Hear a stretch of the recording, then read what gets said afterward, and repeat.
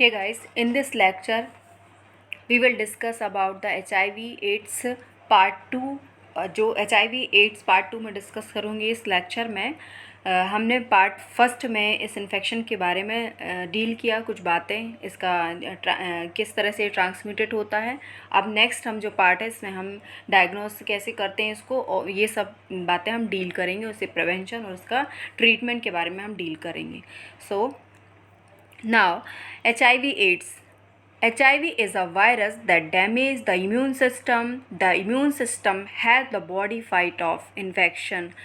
Last class में भी हम डील कर चुके हैं। HIV इन्फेक्शन क्या करता है, इम्यून सिस्टम को डैमेज करता है, जिससे हमारी बॉडी क्या नहीं कर सकती है, फिर फाइट नहीं कर सकती। इम्यून सिस्टम हमारा क्या करता है, हमें हेल्प करता है। बाकी के बाहर से जो इन्फेक्शन हमारी बॉडी में आता है, जो फॉरेन पार्टिकल्स हमारी बॉडी में आता है, तो उससे हमारी बॉडी को ये डिफेंड करती है। डिफेंड करने का काम करता है हमारा इम्यून सिस्टम। इम्यून सिस्टम में हमारे क्या क्या होते हैं, WBCs जो होता है, WBCs मैं आपको पार्ट्स मैंने बताया था कि क्या क्या और पार्ट्स होते हैं। तो ये सारा जो हमारा इम्यून सिस्टम है वो हमें इन्फेक्शन से प्रिवेंट करता है। हमारी बॉडी को इम्यून सिस्टम जो है हमारी बॉडी को प्रिवेंट करता है इन्फेक्शन से। ठीक है, फिर हम देखते हैं sign symptom of acute HIV infection. Acute HIV infection के साइन सिम्टम्स क्या क्या हो सकते हैं। जब इन्फेक्शन HIV वायरस बॉडी में एंटर हुआ है उसके कुछ वीक 2, 3, 4 वीक के बाद जो साइन सिम्टम नज़र आएंगे वो क्या हैं। फीवर है, वेट लॉस है, फेरेंजाइटिस हो सकता है, सेंट्रल नर्वस सिस्टम से related Mallesh, headache, neuropathy, oesophagus में सोर्स हो सकते हैं, मलेस, एमेल्जिया, लिवर एंड स्प्लीन का एनलार्जमेंट हो सकता है, गैस्ट्रिक से रिलेटेड जो हमारी GI सिस्टम है उससे रिलेटेड नोजिया, वॉमिटिंग होंगी, और स्किन में क्या हो सकते हैं, रैशेस फॉर्म हो सकते हैं। लिम्फ नोड से रिलेटेड होगा लिम्फ डेनोपैथी। इसमें क्या हो जाएंगी, स्वॉलिंग, जो लिम्फ नोड हैं वो स्वॉलिंग हो जाएंगे। ठीक है, तो ये सारे इन्फेक्शन कब नज़र आएंगे, जब HIV का वायरस बॉडी में गया है उसके 2, 3, 4 वीक के बाद ये इन्फेक्शन, ये जो सिम्टम्स हैं वो नज़र आएंगे। फिर उसके बाद मेन सिम्टम ऑफ HIV/AIDS। जो एड्स में कन्वर्ट हो जाता है, जब HIV का वायरस जब बॉडी में इतना इन्फेक्शन फैला चुका होता है कि जब एड्स में कब कन्वर्ट हो जाता है, जो हमारी CD4 सेल को वो पूरी तरह से क्या कर चुके हैं, डैमेज कर चुके हैं। बहुत सारे नए वायरस उसको बना चुका है बॉडी में, तो हमारी बॉडी क्या हो चुकी है, पूरी तरह से इन्फेक्टेड हो चुकी है। उस कंडीशन में क्या होगा, बहुत सारे अपॉर्चुनिस्टिक इन्फेक्शन, मतलब हम किसी भी बैक्टीरिया वायरस के कांटेक्ट में अगर वो पर्सन आ रहा है जिसको HIV इन्फेक्शन है, तो उसको क्या होने लगेंगे, बहुत सारे और इन्फेक्शन और बॉडी में उनको आने की जगह मिल जाएगी, चांसेस मिल जाएंगे। अब तब उस कंडीशन को हम बोलेंगे एड्स। उससे रिलेटेड क्या क्या सिम्टम नज़र आएंगे, तो फर्स्ट ऑफ ऑल हम देखेंगे सेंट्रल नर्वस सिस्टम में आएगा encephalitis, meningitis. Encephalitis it means inflammation of brain, and meningitis it means जो मेनिंजस है उसका इन्फ्लामेशन। जो भी लेयर्स हैं हमारी ब्रेन को कवर करके रखती हैं उनको जो मेनिंजस बोलते हैं, मेनिंजस का इन्फ्लामेशन होगा, उसे हम बोलेंगे मेनिंजाइटिस। देन आई में आएगा रेटिनाइटिस, जो रेटिना है उसका इन्फ्लामेशन होगा। फिर लंग्स में आ जाएंगे न्यूमोसाइटिस। न्यूमोसाइटिस इट मीन्स होता है कि इन्फेक्शन, सीरियस इन्फेक्शन और inflammation and fluid buildup. Fluid भी लंग्स में क्या हो रहा है, फ्लूइड भी बिल्डअप हो गया है इन्फेक्शन और इन्फ्लामेशन के साथ साथ। फिर निमोनिया, वही pneumonia infection of the lungs, and tuberculosis भी हो सकता है मल्टीपल ऑर्गन्स में। ट्यूबरक्लोसिस मल्टीपल ऑर्गन में हो सकता है, एंड ट्यूमर्स फॉर्म हो सकते हैं। देन स्किन में भी क्या हो सकते हैं, लीजन्स हो सकते हैं, ट्यूमर फॉर्म हो सकते हैं। फिर गैस्ट्रोइंटेस्टाइनल जो GI सिस्टम है हमारा, गैस्ट्रिक इंटेस्टाइनल सिस्टम है, उसमें ईसोफेजाइटिस हो सकता है, क्रोनिक डायरिया और tumour. Oesophagitis it means inflammation of oesophagus. ठीक है, तो ये सारे सिम्टम्स कब देखने लगेंगे, मेन सिम्टम्स ये किसके हैं, एड्स के हैं, जब HIV कन्वर्ट हो जा रहा है किसमें, एड्स में। फिर और सिम्टम्स भी मैं आपको बता, रिकरेंट फीवर, बहुत फीवर। अब इतना सारा इन्फेक्शन अगर हो रहा है तो फीवर, पेन, बॉडी एक, फटेक, लीजन्स, रैशेस, और जो जेनाइटल ऑर्गन है, हम जेनाइटल ऑर्गन्स हैं माउथ में, वहाँ पे बहुत बुरी तरह से रैशेस, लीजन्स हो जाएंगे। जेनाइटल्स एरिया है वो बहुत बुरी तरह से इन्फेक्शन होगा। फीमेल है तो डिस्चार्जेस होंगे, मेल हैं मेल में डिस्चार्जेस एंड फंगस लाइक बहुत मतलब हम इतना बुरे साइन और सिम्टम्स होते हैं, इतना बुरा जो होता है, बहुत सारे बुरे रैशेस, और इतना मतलब ये बहुत बुरी कंडीशन है। इस तरह के पेशेंट को जब देखते हैं, जब इस तरह के पेशेंट से हम मिले हैं, देखा है हमने इन पेशेंट्स को, तो इन पर बहुत ज़्यादा दया आती है हमें इन पेशेंट्स को देखने में।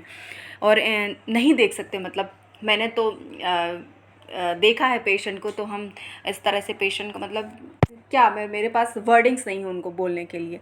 तो ये सारी चीज़ें क्या होते हैं, एंजाइटी और डिप्रेशन, न्यूरोलॉजिक प्रॉब्लम्स में क्या आएंगे, सच एज मेमोरी लॉस होने लगेगा, उनका कन्फ्यूज़न होने लगेगी। अब इतनी सारी प्रॉब्लम्स हैं बॉडी में, तो कैसे वो पर्सन फिर डिप्रेस नहीं होगा तो क्या होगा, डिप्रेस होगा। इतना सारा प्रॉब्लम्स होने के बाद बॉडी क्या हम अच्छे से रहेंगे क्या, नहीं। एक ह्यूमन बॉडी किस तरह से रिएक्ट होगा, किस तरह से होगा वो पर्सन, ठीक है। तो ये सारे साइन सिम्टम्स हैं, ये इस तरह से HIV इन्फेक्शन। मैं आपको डरा नहीं रही हूँ, मैं इसको अवेयर करने के लिए मैंने आपको ये वीडियो बनाया है कि आप लोग जानें, इससे प्रिवेंशन रखें, प्रिवेंट हो अपने आप को, ठीक है। अब नेक्स्ट हम देखेंगे test are use to HIV diagnosis. जो HIV को डायग्नोस करने के लिए क्या क्या टेस्ट यूज़ होते हैं। ELISA test first of all होता है, जो enzyme link amino sorbent test होता है। इस टेस्ट में हम क्या देखें, ब्लड के थ्रू ये टेस्ट होता है। इसमें एंटीबॉडीज़ एंड एंटीजेंस को देखा जाता है। And antibody is a type of protein the body make to fight an infection. Antibodies कब बनती हैं कि इन्फेक्शन से फाइट करने के लिए हमारा इम्यून सिस्टम क्या बनाता है, एंटीबॉडीज़ बनाता है। वही CD4 सेल जो हैं, CD4 सेल क्या करती है, अपनी सराउंडिंग्स एरिया की जो सेल्स हैं उनको इन्फॉर्मेशन भेज देती हैं कि कोई इन्फेक्शन, कोई फॉरेन बॉडी हमारी बॉडी में एंटर हुआ है, तो उससे फाइट करने के लिए बहुत सारी एंटीबॉडीज़ बन जाती हैं, ठीक है। और फिर इसके लिए एक और होता है टेस्ट, वेस्टर्न ब्लॉट टेस्ट होता है। ये separate the blood protein and detect the specific protein that indicate N HIV infection. ये क्या करता है, ब्लड प्रोटीन को सेपरेट करता है और डिटेक्ट द स्पेसिफिक प्रोटीन, इस एक जो स्पेसिफिक प्रोटीन है जो इंडिकेट क्या कर रहा है HIV इन्फेक्शन को, उसको क्या कर देता है, सेपरेट कर देता है। उससे पता चल जाता है कि HIV इन्फेक्शन बॉडी में प्रेजेंट है। फिर ऑरा क्विक HIV टेस्ट, ये भी एक टेस्ट होता है, ऑरा क्विक HIV। इसमें ओरल स्वैब के थ्रू, किट के थ्रू टेस्ट किया जाता है। इसमें विदिन 20 मिनट्स के अंदर टेस्ट पता चल जाता है ये टेस्ट कितना इफ़ेक्टिव है। और मतलब कुछ केसेस में ये देखा गया है कि सही है ये टेस्ट, लेकिन कुछ केसेस ऐसे भी हैं, कुछ जो इंसिडेंट्स ऐसे भी हैं कि जहाँ पे ये टेस्ट वो भी माना गया है कि इसके रिजल्ट्स उतने अच्छे नहीं हैं, ठीक है। फिर न्यूक्लिक एसिड टेस्ट होता है। इसमें क्या करते हैं, जनरल स्क्रीनिंग के लिए ये बहुत एक्सपेंसिव टेस्ट है, तो इसको जनरली स्क्रीनिंग के लिए नहीं करते, अर्ली साइन और सिम्टम ऑफ HIV के लिए करेंगे। फिर क्या है कि डजंट लुक फॉर एंटीबॉडीज़, ये क्या एंटीबॉडीज़ नहीं देखता है, ये क्या, इससे क्या हमें पता चलता है, it look for the virus के बारे में हमें पता, ये डायरेक्ट किसको फाइंड आउट करता है, वायरस को, HIV वायरस को, ठीक है। फिर ट्रीटमेंट ऑप्शंस, अब जब HIV इन्फेक्शन हो गया है उसके बाद हम क्या कर सकते हैं, ट्रीटमेंट ऑप्शन। अब उसको जिस भी पर्सन को HIV इन्फेक्शन, जिस भी ह्यूमन को बीइंग्स को HIV इन्फेक्शन हुआ, उसको हम ऐसे तो छोड़ नहीं सकते, कुछ ट्रीटमेंट ऑप्शन तो हैं। इसको पूरे तरीके से ट्रीटेबल तो नहीं है, बट फिर भी इसके लिए हम यूज़ करते हैं as soon as possible after a diagnosis of HIV regardless of viral load. The main treatment of HIV के लिए हम क्या करते हैं, एंटी रेट्रोवायरल थेरेपी हम यूज़ करते हैं, जो क्या करता है, it the help protect CD4 cell keeping the immune system strong enough to fight off disease. ये क्या करता है, प्रोटेक्ट करता है CD4 सेल को, जिससे क्या होता है, इम्यून सिस्टम क्या होता है, स्ट्रॉन्ग, मतलब इनफ क्या कि वो बाकी इन्फेक्शन से लड़ने के लिए वो क्या हो जाता है, थोड़ा स्ट्रॉन्ग हो जाता है। फिर anti retroviral therapy help keep HIV from progressing to AIDS. एक तो ये अगर पता चल गया है HIV इन्फेक्शन है बॉडी में, उसी time anti retroviral therapy use होने लगी है, तो ये क्या करेगा, एड्स में कन्वर्ट होने से वो करेगा, हेल्प करेगा कि एड्स में कन्वर्ट ना हो पाए। फिर हेल्प करेगा reduce the risk for transmitting HIV to others. ये एक और चीज़ हेल्प करता है कि ट्रांसमिट ना हो पाए अदर लोगों में, ये HIV इन्फेक्शन ट्रांसमिट ना हो पाए। फिर नेक्स्ट है HIV ट्रीटमेंट थेरापी के लिए हम उसको क्या बोलते हैं, HAART, highly active anti retroviral therapy. इसके अंदर हम ड्रग्स यूज़ करते हैं जो फ्यूज़न इनहिबिटर्स। अब कुछ थोड़ा सा आप लोग जान लीजिए, जो HIV इन्फेक्शन है इसमें 7 स्टेप में ये इसका पैथोजेनेसिस है। इसको budding, fusion, reverse transcription, integration, replication, assembly and binding. तो ये क्या करता है, इस 7 स्टेप में ये वायरस बॉडी में फैलता है। 7 स्टेप ये पैथोजेनेसिस है इसका। तो क्या क्या है, फ्यूज़न इनहिबिटर्स देंगे। फ्यूज़न इनहिबिटर्स क्या करते हैं, फ्यूज़न नहीं होने देते हैं। जो CD4 सेल है उसको प्रिवेंट करते हैं फ्यूज़न होने से, ठीक है, fusion with and infecting it. फिर न्यूक्लियोसाइड रिवर्स ट्रांसक्रिप्टेज इनहिबिटर्स, ये क्या करते हैं, जो रिवर्स ट्रांसक्रिप्ट, HIV वायरस क्या है, RNA वायरस है, और ये क्या करता है, रिवर्स ट्रांसक्रिप्टेज। मैंने आपको बताया ना, रिवर्स ट्रांसक्रिप्टेज भी एक इसकी स्टेप में आता है। तो ये क्या करता है, RNA टू DNA में कन्वर्ट होगा। तो इस प्रोसेस को क्या करेंगे, ये न्यूक्लियोसाइड रिवर्स ट्रांसक्रिप्टेज इनहिबिटर्स क्या करेंगे, इस प्रोसेस को ब्लॉक करेंगे। फिर नॉन न्यूक्लियोसाइड रिवर्स ट्रांसक्रिप्टेज ये भी क्या करेंगे, bind to and block the reverse transcriptase process को, ये भी क्या करेंगे, उसको इनहिबिट करेंगे। फिर क्या है, प्रोटीएज इनहिबिटर्स मतलब कि अब फ्यूज़न भी हो गया, रिवर्स ट्रांसक्रिप्टेज भी हो गया, तो उसके बाद जो प्रोटीएज इनहिबिटर्स हैं वो क्या करेंगे, protease inhibitors prevent viral replication. ये क्या करते हैं, रेप्लिकेशन को मतलब क्या करता है, ये रेप्लिकेट करता है। तो ये रेप्लिकेशन की जो प्रोसेस है, मैंने आपको बताया, रेप्लिकेशन, असेंबल एंड बाइंडिंग। तो ये जो रेप्लिकेशन की प्रोसेस है, जो इन्फेक्टिंग प्रोटीन बना हुआ है, तो ये उसको रेप्लिकेशन की प्रोसेस को क्या करेंगे, इनहिबिट करेंगे, मतलब रोकेंगे उस प्रोसेस को।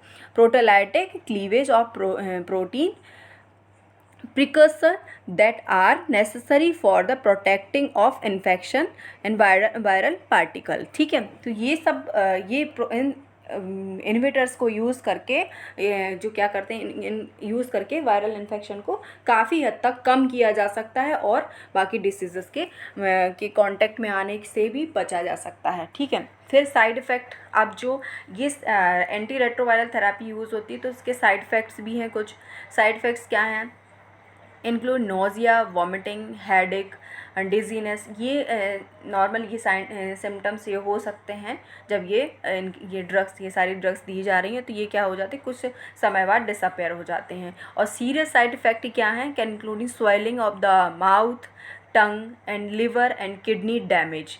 तो ये क्या है, थोड़ा क्या है, ये सीरियस साइड इफ़ेक्ट हैं। तो अब फिर इनको अगर इस तरह के साइड इफ़ेक्ट्स आ रहे हैं तो फिर ड्रग्स को थोड़ा सा क्या करना पड़ेगा, हमें मेडिकेशन कैन बी एडजस्ट, हमें ड्रग्स क्या करनी पड़ेंगी, एडजस्ट करनी पड़ेंगी। नेक्स्ट है HIV प्रिवेंशन। अब ये मोस्ट इंपॉर्टेंट है, HIV प्रिवेंशन। मैंने आपको पहले भी बताया कि ये वीडियो मैंने अवेयरनेस के लिए बनाया, जनरल लोगों में अवेयरनेस, क्योंकि बहुत सारे लोग HIV इन्फेक्शन के बारे में उनको बहुत सारे मिथ हैं, बहुत सारी बातें नहीं पता हैं, इसके लिए मैंने ये वीडियो बनाया। तो HIV प्रिवेंशन, हमें प्रिवेंट कैसे रहना है HIV इन्फेक्शन से। First of all safe sex. आज का जो समय है आप सब लोग बहुत अच्छी तरह से जानते हैं, जो समय बहुत आगे जा चुका है, ठीक है। तो सबसे पहले हमें क्या करना है, सेफ सेक्स, मतलब आप किसी भी पार्टनर के साथ इंटीमेट हो रहे हैं तो आप कॉन्डोम यूज़ कीजिए। सेफ सेक्स जो है वो आप वर्क कीजिए, ठीक है। फिर उसके बाद क्या है कि पार्टनर्स को अगर किसी भी प्रकार का आपको लग रहा है कि उसके जेनिटल ऑर्गन में इन्फेक्शन है, किसी भी प्रकार के इन्फेक्शन दिख रहा है, डिस्चार्ज नज़र आ रहा है, तो आप उसके साथ रिलेशन बिल्कुल नहीं बनाइए, ठीक है। और मोस्टली आप एक से अधिक पार्टनर्स बिल्कुल नहीं रखिए, ठीक है। आप एक ही पार्टनर रखें, एक से ज़्यादा पार्टनर्स बिल्कुल ना रखें, ठीक है। फिर अवॉइड सिरिंजिंग निडल। जो आज का समय है, ड्रग्स लेते हैं, बहुत सारे लोग ड्रग्स एडिक्टेड होते हैं, ड्रग्स लेते हैं, सिरिंज के थ्रू ड्रग्स लेते हैं, एक्सचेंज करते हैं सिरिंजेस को, तो वो उसको हम क्या करना है, अवॉइड करना है। अवेयर रहिए, आपकी ये सारी प्रोसीजर से आपको इन्फेक्शन हो सकता है।